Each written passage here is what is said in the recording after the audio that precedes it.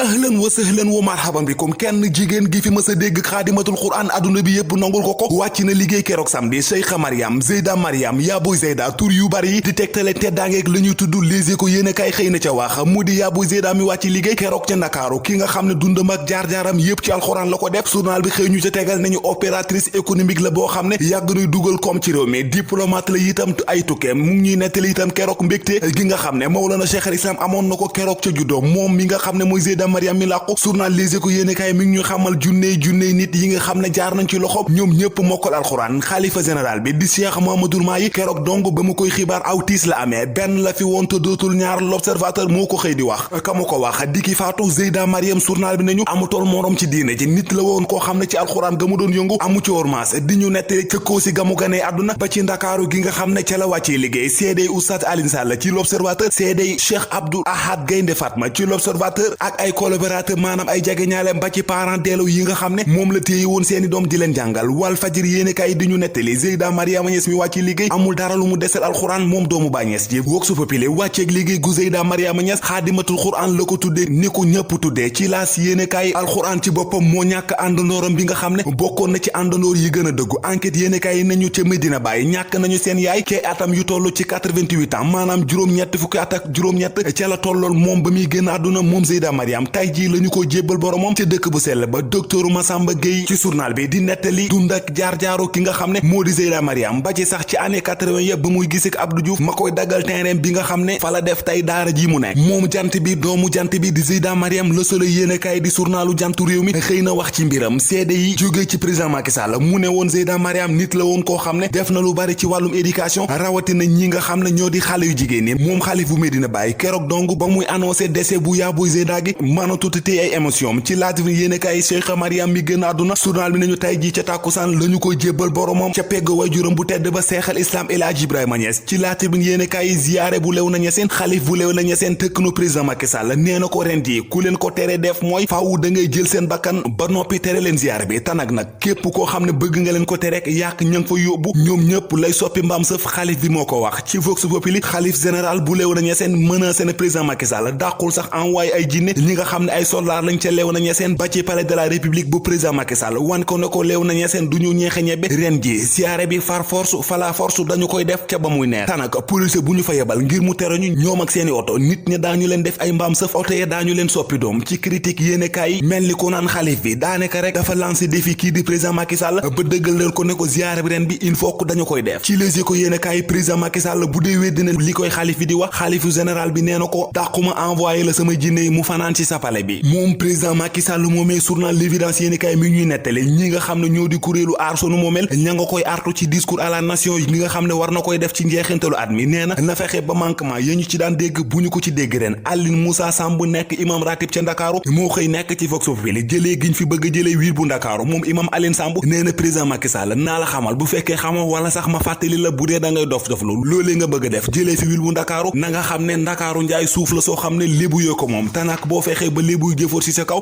du baax ci yow Sen TV télé Bougane Gueye bi état bi mu ngi ci kawam journal La Tribune moo ko bind moom Sen TV jamono ji ñu toll ARTP ñu ngi ko yónni ay mise en demeure yoo xam ne lañu koy toppee moo di $1 milliard ci suñu koppar lañu ne da ko war a jox waa ARTP Déthié Fall ma ne woon ca wetu Idrissa Seck l'Observateur nañu ànd ba neexatul Les Échos yéenekaay nañu daanaka ci tas la jëm ndax Déthié Fall mi nekkoon numéro 2 bu parti réew mi Idrissa Seck dafa nangu poste boobee jox ko secrétaire national di chargé de développement ngir mu doxal ko moom Déthié Fall waaye poste beek la mu ko dénk moom yëpp da ko bogo delloowaat ko Idrissa Seck ne ko bëgguma jëlal sa poste yaa ngoog sa poste ngoo